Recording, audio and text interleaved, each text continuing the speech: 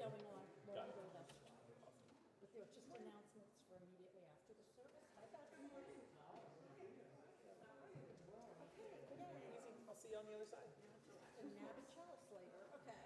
Hi, Charles.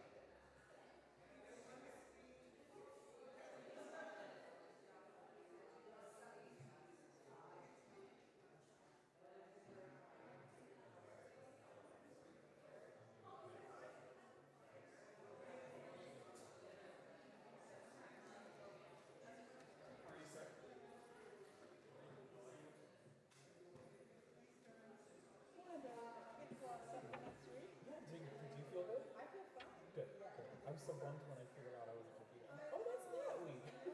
But as long as you give her the music she needs to Yep. do, Yeah, and she's wonderful. Cherry. Yep. Yep.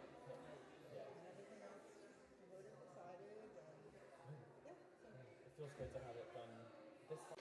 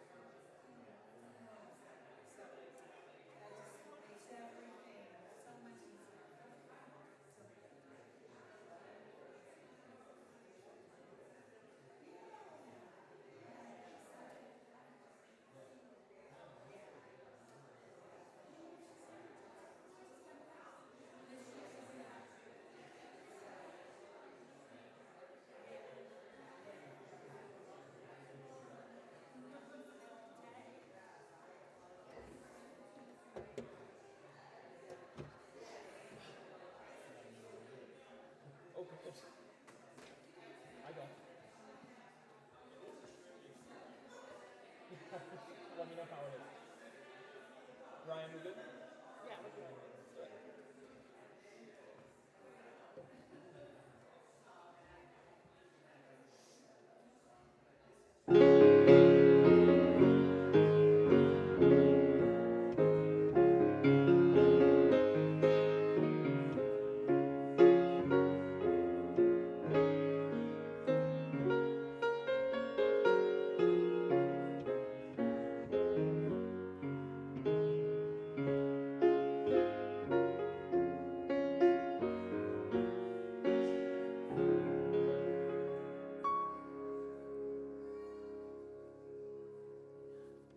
Good morning. Welcome to the Unitarian Society of Germantown. My name is Shobi Cannell, and my pronouns are she and her. We are a Unitarian Universalist congregation, united in a common purpose to make love real in our lives and in the world. We are diverse in our beliefs, atheist and agnostic, believers and seekers, and we welcome you here, no matter your race, your class, your gender identity, your sexual orientation, your family structure, your job, or your health. Here we know that no matter our differences, we are connected by the interdependent web of life.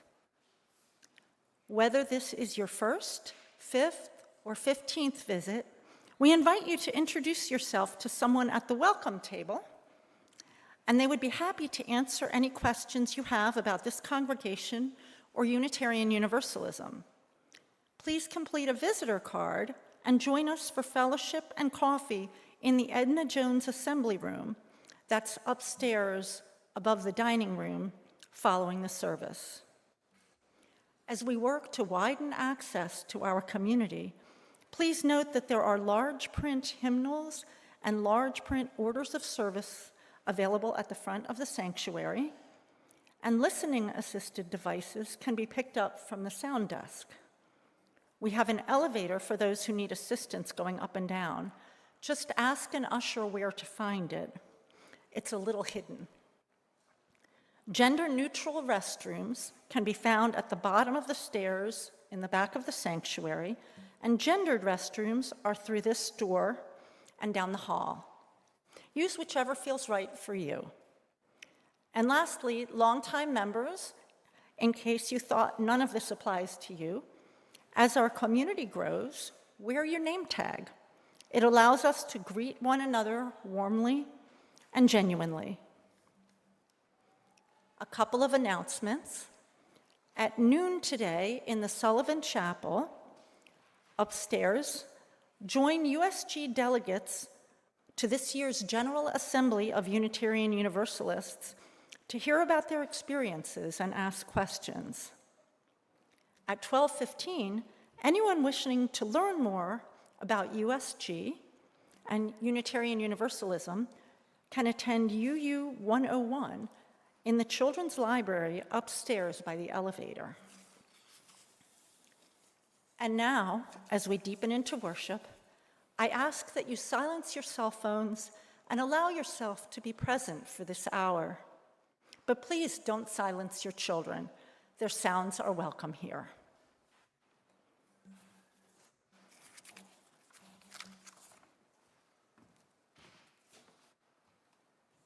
Good morning. My name is Stearns Matthews, and my pronouns are he, him, and I have the privilege of serving this congregation as its Director of Music Ministries. And today, I invite you into worship with words from Alice's Adventures in Wonderland by Lewis Carroll. "Wake up, Alice dear," said her sister. "Why, what a long sleep you've had." "Oh, I've had such a curious dream," said Alice, and she told her sister, as well as she could remember them, all these strange adventures of hers that you have just been reading about. And when she had finished, her sister kissed her and said, "It was a curious dream, dear, certainly, but now run into your tea. It's getting late." So Alice got up and ran off, thinking while she ran, as well she might, what a wonderful dream it had been. Welcome. We're so happy you're here.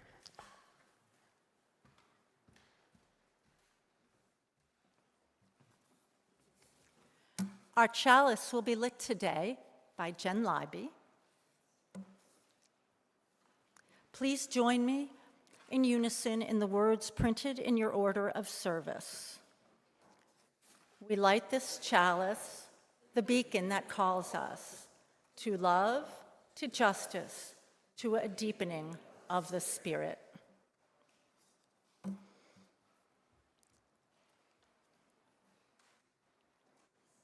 Please rise in body or spirit for our first hymn, number 298, "Wake Now My Senses," in your gray hymnal.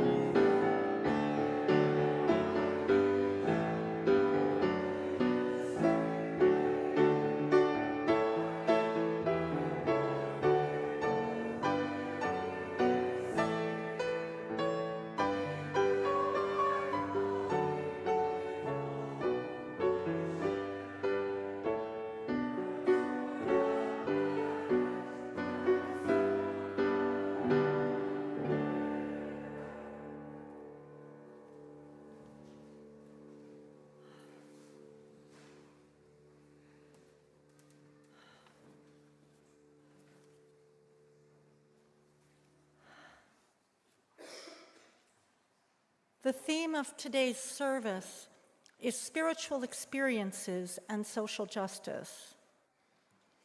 What counts as spiritual experience? I'm tongue-tied when I try to define this. I'm fascinated by the wide varieties of human religious experience. I know people who speak of seeing signs in the stars, angel numbers, even visions of divine or supernatural entities. But my own experience is relentlessly worldly and so hard to articulate. I fell asleep last night wondering what I could possibly share today. And then I had a dream. I was back here, trying to walk up here, and still not knowing what to say. But some sort of wooden scaffolding blocked my way. I could see glimpses through it, but I couldn't reach you or see you or this space as a whole. I woke up knowing that for me, spiritual experience is connection or the seeking of it. Connection with you all, with other humans, past and present, with the natural world and the interdependent web of life. Our UU shared values, with love at the center, all name ways of being in relationship. Our UU values are easier named than embodied. I'm abashed by my own lapses in empathy, or simply struck by the impossibility of fully knowing another, even my close family members, fully. I'm so grateful to be part of this community where we keep trying together and beyond these walls, especially now that we are living under a regime that seeks to make cruelty and disconnection our national religion. At a rally downtown honoring the late John Lewis, I saw a young woman standing in the baking sun with a hand-scrawled sign that read, "I'm mad as hell because I love this place." Instantly, I felt my own grief and gratitude to the hundreds of people around me, felt renewed motivation. That was a spiritual experience. Thank you.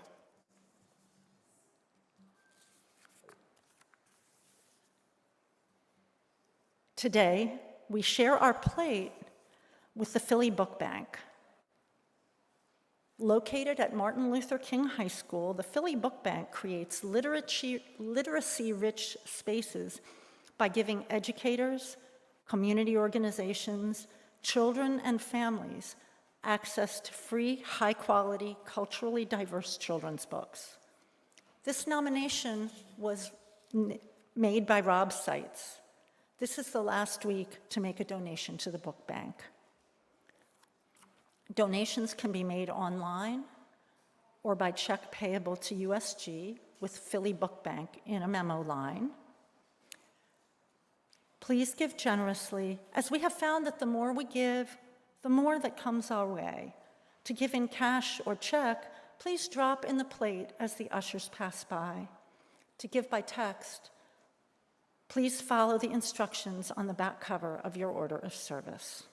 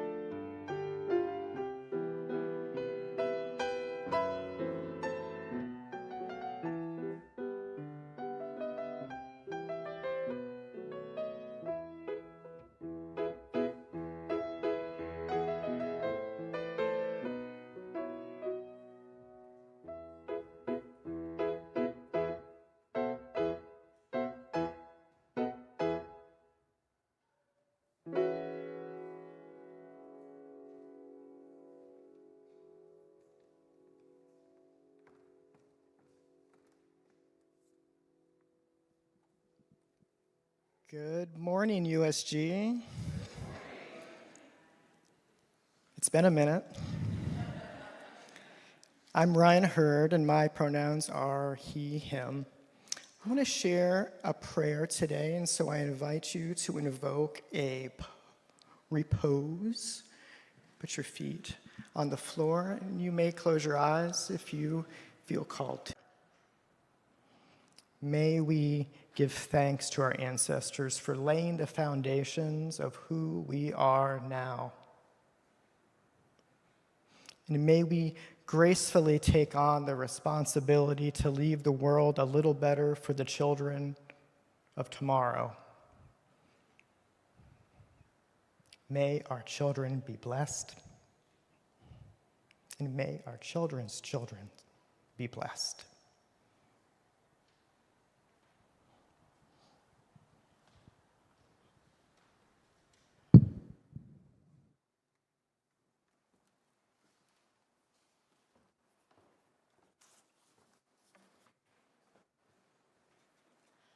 At this time, we invite you to contribute your joys and sorrows to the bowls of water at the front of the sanctuary. Choose a smooth stone or a pebble and place it in the water to absorb your pain or ripple out your joy. Sterns will play as we process.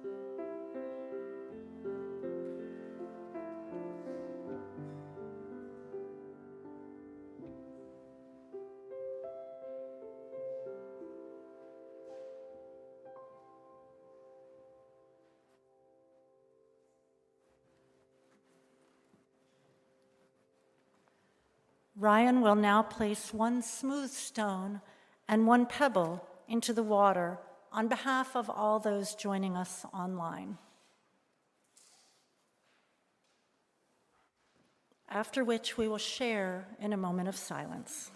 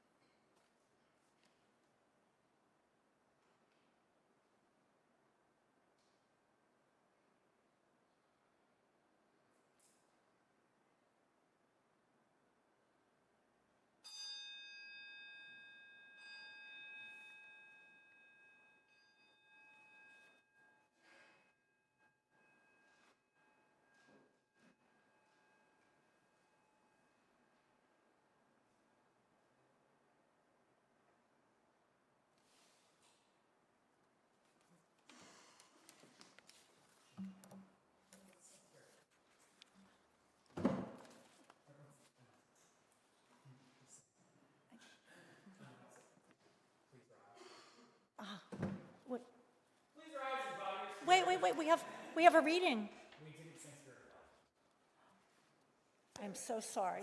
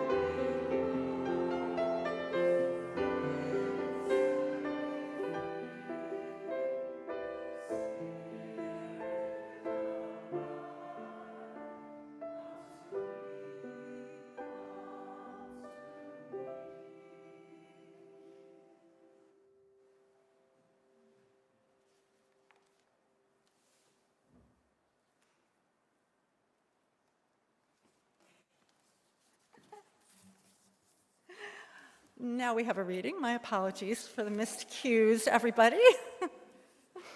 Today's reading is The Uses of Light by Gary Snyder.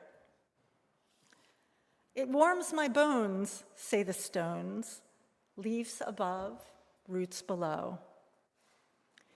A vast, vague white draws me out of the night, says the moth in his flight. Some things I smell, some things I hear, and I see things move, says the deer. A high tower on a wide plain, if you climb up one floor, you'll see 1,000 miles more.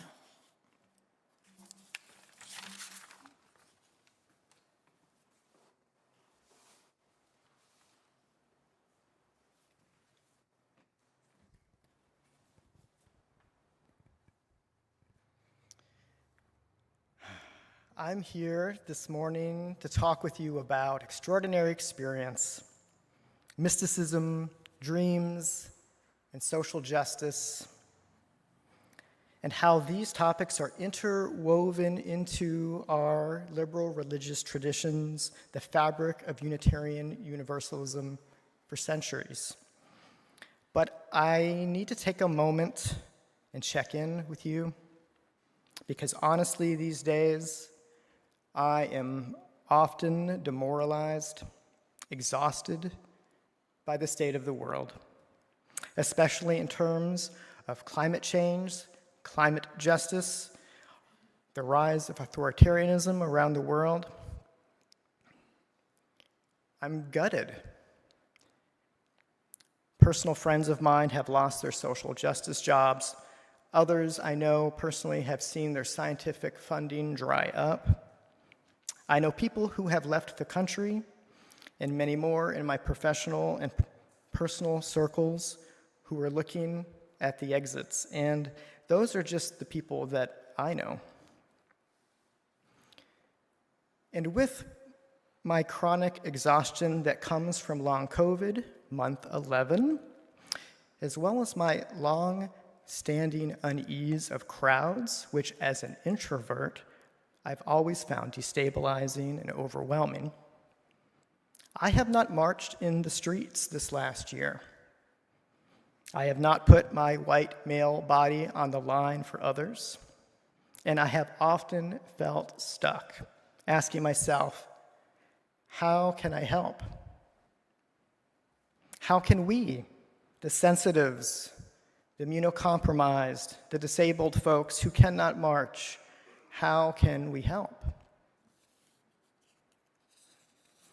And the answer to this question comes as another question from a recent reading from Dorcas Chang Tozin's book, Social Justice for the Sensitive Soul. Pick this up, this work is such a balm. Chang Tozin asks, how can we advocate for good causes in a way that is not only sustainable, but also allows us to live authentically and joyfully? So let me tell you the good news. There is more than one way to resist. Indeed, the introverts, the sensitives, the dreamers, and the neurospicy, as we say today, have always been at the front lines of social justice. A dream image can be forged into a symbol of revolution, and I mean that quite literally. Many times throughout history, dream symbols and personal revelations have inspired the overthrow of colonial oppressors. And so I'd like to start with and bring you the profile of a person who did just that, a man who was deeply committed to social justice, but also a deep introvert. He did not like to speak at meetings.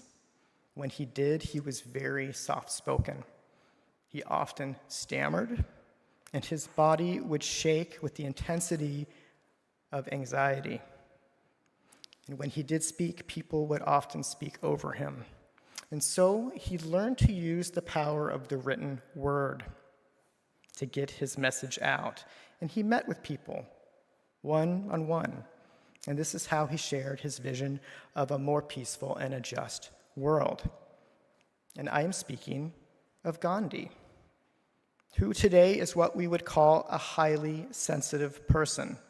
And even more important for the purposes today, he did more than listen to his dreams, he shared them, and he acted on them. In 1919, Gandhi was stymied, not sure how to proceed, frustrated with how to respond to riots caused by a new bill, the Rowlatt Bill, which was a deeply racist overreach of British power in colonial India. There were massacres happening in the streets of police and of protesters. Gandhi called for a nonviolent approach, as you know, but this time no one was listening. The newspapers were not publishing his letters. And then, as Gandhi puts it in his own autobiography, quote, "While we were engaged thus, news was received that the Rowlatt Bill had been published as an act. That night I fell asleep while thinking over the question. Towards the small hours of the morning, I woke up somewhat earlier than usual. I was in that twilight condition between sleep and consciousness, when suddenly the idea came to me. It was as if in a dream." The next morning, he relayed this dream vision to his friend, the idea that what if they were to call on the entire country to observe a national day of fasting and prayer? Now, and because all of the different religious traditions in India observe prayer and fasting on different days, this was a bold and a risky ask for the religious leaders. And it worked. It worked. The violence stopped in the streets, but the collective action still halted the mechanisms of business, creating this opportunity for negotiation and change. Notice what Gandhi did. When he found that his usual methods were not working, he retreated to rest, to meditate, to pray, all methods of self-regulation of his own nervous system. And only then did the dream come, that creative, liminal moment that gave him that breakthrough idea. This is the way. Contemporary activist and minister Tricia Hershey, also known as the Nap Bishop, has made rest central to her work. Now, Hershey's primary audience and focus is the Black community, and especially in service of Black liberation. She says, rest is reparations. Folks like myself are invited to support her work and learn from her rested wisdom that the healthiest way of resistance to an unjust system is to notice our labors and to disentangle them from our worth and our identity. Here's how Hershey puts it. We must stand and lay firmly in the space of creating a life filled with rest and radical care, even amidst oppression. Grind culture has made us into human machines, willing and ready to donate our lives to a capitalist system that thrives by placing profits over people. The Rest is Resistance movement is a connection to a path back to our true nature. We are enough. We are divine. Now, personal revelation through self-care is a strong theme in the writings of our own liberal religious movement, and especially the Transcendentalists in the early 19th century. Now, to be clear, Transcendentalism was kind of a subtweet. It was a backlash to the Orthodox Unitarian congregations in Boston, which were focused at that time on an intellectual culture that gave no room for the development of intuition beyond the senses. But as we'll see, that this call for intuition and for insight, but a movement towards making the impossible possible. So against this backdrop, in the early 1800s, a young person named Margaret Fuller found herself stifled by a boring sermon one Sunday. Her father had forced her to come to church and sit in the family pew. Maybe there's some present who know what that feels like. Not naming names. After the service, Fuller ran into the grove of trees nearby, fermenting with this question of, who am I really? And there, by a whispering stream, she had a moment of revelation, an extraordinary moment in which, in her journal, she describes it like this. She says, I saw there was no self, that selfishness was all folly and the result of circumstance, and that it was only because I thought the self real that I suffered, that I only had to live with the idea of the all, and all was mine. This truth came to me. I received it unhesitatingly, so that I was for that hour taken up into God. This experience prompted an almost desperate need for Fuller to pray, to give thanks, and to have what she called a communion with the soul of things. And she did just that, catching this moment of sincere gratitude, praying right there outside in the churchyard, amongst the trees. And what resulted from this personal revelation is that Margaret Fuller found a way that she could help by being herself unequivocally, advocating for the rights of women, and she went on to write, to publish, and she's known today as the first war correspondent as a woman, and she wrote a work called Women in the 19th Century that's considered the first feminist work in the US. Along with all the other Unitarian transcendentalists, Fuller found value in extraordinary experience, especially in nature, and how these moments can remind us that our journeys are all bound up with one another. Margaret Fuller's contemporary, the abolitionist and Unitarian minister Theodore Parker, also spoke of this power of insight as something connected to nature, flowing through nature.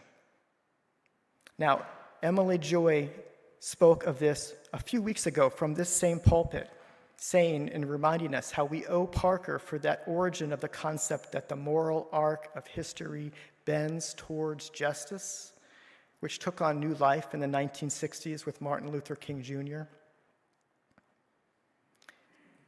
Theodore Parker was considered a radical, and it's important to say that his idea of justice was that it extended to all persons, including non-human persons. Parker says, "The fullness of divine energy flows inexhaustibly into the crystal of the rock, the juices of the plant, the splendor of the stars, the life of the bee and behemoth." Another thread from this early era of widening the circle of concerns is the value of dream sharing. And when I say dreams here, I don't mean wistful plans for the future, but the actual experiences that we have when we sleep that take us to wild and weird and wonderful places in which we then promptly forget as soon as we wake up. Most of the time, anyways. John Murray, one of the founding ministers of Universalism in America, was said to frequently share dreams with his wife, Judith Sargent Murray, who was in her own right a feminist poet and philosopher. Together, they shared dreams with other prominent leaders too, including the physician Benjamin Rush, who in turn shared dreams with President John Adams. In fact, Benjamin Rush and John Adams had a robust correspondence in their later years after Adams' presidency, sharing dream for dream, looking for guidance to their political and their personal issues. It's thought that this dream sharing is what brought Adams out of his severe depression after office. In 1809, Benjamin Rush once shared a dream of how John Adams would renew his friendship with Thomas Jefferson. Those two, they had fallen out a decade before over their political disagreements. In Rush's dream, he views a history book that details how Adams and Jefferson would become friends again and that their letters would be valuable to historians later. The page in this dream book ended with a very curious statement that the two men would sink into the grave nearly at the same time. Well, Adams scoffed at this idea of a reunion and basically said, "There's no way I'm going to reach out to Jefferson again. Too much water, not enough bridge." Yet, 3 years later, Adams did write to Jefferson and the two reconciled. Their letters from this era have indeed been a boon to historians as they reviewed in great detail the parts that they played in the birth of democracy in America. But it gets even weirder. Y'all ready for this? Both Adams and Jefferson did indeed die on the same day, just as Benjamin Rush's dream had prophesied 17 years before. Jefferson died first at 1 o'clock in the afternoon, and a few hours later, John Adams is said to have whispered as his last words, Thomas Jefferson survives. This date, by the way, was the 4th of July, 1826, the 50th anniversary of the final draft of the Declaration of Independence. Our liberation is bound up with one another in ways that don't make sense, at least not yet. And courting the impossible is part of the struggle, because only when we court the impossible can we imagine new worlds. Dream sharing has been part of our liberal religious tradition since the beginning, and it was revived in the 20th century in a way that would make the transcendentalist proud. And I'm speaking of my own mentor, Reverend Jeremy Taylor, who passed away in 2018. Taylor was an ordained Unitarian Universalist minister. His ministry was founded on the sharing of dreams, especially in non-clinical settings. His dream work was about democratizing dream sharing. He was convinced wisdom comes from within, and it is also found when we share dreams as equals, with the dreamer having the last word. Taylor's dream work began as a social work project in Berkeley, California, and he was a conscientious objector during the Vietnam conflict in the 1960s. And as such, he was assigned alternative civilian service. His job was to help a grassroots organization empower a poor Black community in Emeryville. Now, many of these original social workers that he was joining were white, and their initial service had not gone well at all. They were essentially rejected by the community. Taylor came in after this and worked with those white social workers in what today we'd call an affinity group. Together, they processed their dreams about race and class in a non-judgmental sharing circle, and they looked at their collective shadow, right, as privileged white social workers, revealing their own internalized racism and the classism that was emerging in their dreams. And in this safe setting, they were able to reclaim the projections of their own inner poverty, their own inner authoritarianism. And in doing so, these social workers were re-energized and able to be truly helpful and responsive to the community they were called to serve. Taylor went on to teach dream work in prisons, to social workers, to psychologists, and in university settings, which is where I trained with him 20 years ago. Jeremy was a firebrand. He had a devastating critique of how our social systems destroy us from the inside, specifically by limiting the power of our imaginations. His words came in a torrent. I'm going to try and put on my Jeremy voice for this quote. Jeremy says, "People who are in touch with the spontaneous, archetypal, creative, imaginative impulse are always in creative ferment and revolution, whether they are intentionally subordinate or not. Such people are always behaving spontaneously in new and unexpected ways that the oppressive authorities have not yet specifically prohibited because they have not thought of it. For this reason, the restoration of a positive, dynamic, spontaneous relationship with our imaginative life is an absolutely critical part of any authentic, effective, individual or collective liberation." It's a mouthful. Listen, when we share our dreams to trusted friends, in sacred circles, we are opening ourselves up, and not just to our own intuitive, creative, dreaming self, but to a larger network with other intuitive hearts and minds. When we do this, something unexpected emerges. A grounded hope in humanity is revealed, not in denial of how brutal the world can be, but in creative, collective, and empowered response. And so the threads of mysticism and personal revelation are woven into the history of Unitarian Universalism, and not as a fancy self-indulgence. Extraordinary experiences are both deeply personal and collective.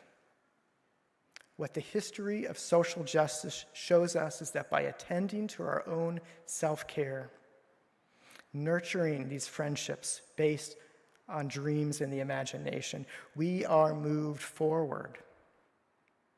When we court the impossible, it becomes possible. And so, when you find yourself overwhelmed by the state of the world and confused about how you can help, let us learn from Gandhi and Trish Hershey, and when we are weary, rest.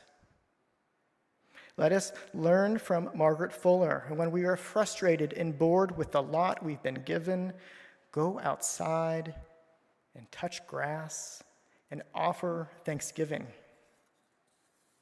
Let us learn from Benjamin Rush and the founding fathers of this democratic nation and share our dreams with one another, even the weird ones, especially the weird ones. That's the good stuff. Thank you.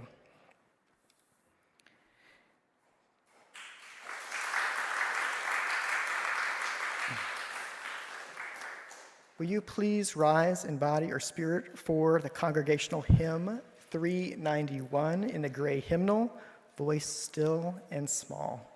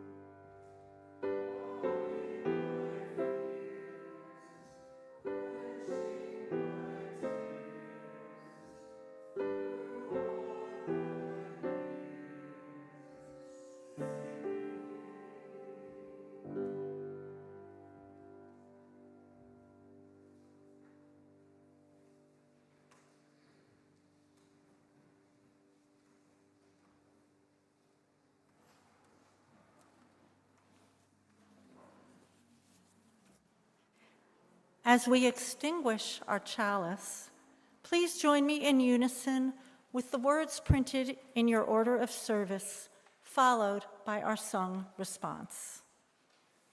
We extinguish our chalice, but the flame remains in us as we live into the mission of this congregation, building beloved community with compassion, service, and empowerment.